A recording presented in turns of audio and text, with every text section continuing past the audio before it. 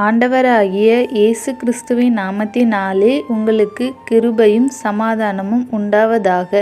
இன்றைய நாளின் தியானத்திற்கான வசனம், ஆபிரகாம் அந்த இடத்திற்கு யெகோவா ஈரே என்று பெயரிட்டான், அதனாலே கர்த்தருடைய பர்வதத்திலே பார்த்து கொள்ளப்படும் என்று இந்நாள் வரைக்கும் சொல்லப்பட்டு வருகிறது.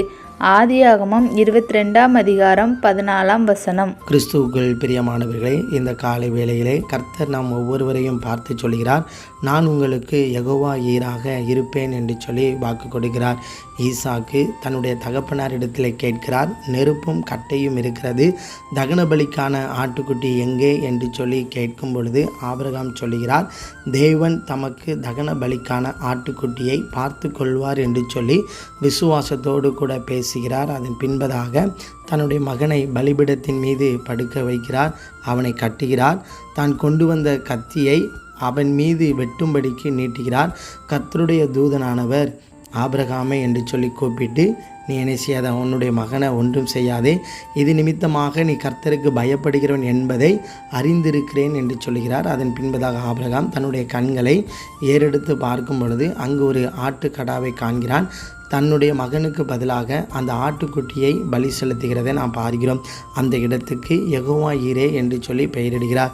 கர்த்தருடைய பர்வதத்திலே பார்த்து கொள்ளப்படும் என்று அர்த்தமாக காணப்படுகிறது. இதை கேட்டுக்கொண்டிருக்கிற அன்பானவர்களே, உங்களுடைய வாழ்க்கையினுடைய தேவைகளை குறித்து யார் இதை பார்த்து கொள்வார் என்று சொல்லி கவலையோடு இருக்கிறீர்களா? கர்த்தர் பார்த்து கொள்வார். எப்படி?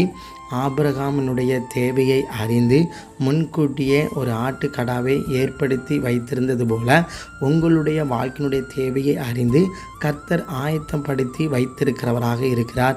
நாம் அதை விசுவாசத்தோடு கூட பெற்றுக்கொள்ள அழைக்கப்படுகிறோம். ஆபிரகாம் விசுவாசத்தோடு இருந்தது போல நீங்களும் நானும் விசுவாசத்தோடு என்னுடைய படிப்பின் தேவைகள், என்னுடைய திருமண காரியங்களுடைய தேவைகள், மருத்துவ செலவு, வீடு கட்டுமான தேவை, இன்றைக்கான தேவையை கர்த்தர் பார்த்து கொள்வார் என்று சொல்லி விசுவாசத்தோடு இந்த நாளை ஆரம்பிப்போம். கர்த்தர் நம் ஒவ்வொருவரையும் ஆசீர்வதிப்பாராக. ஆமேன். God bless you.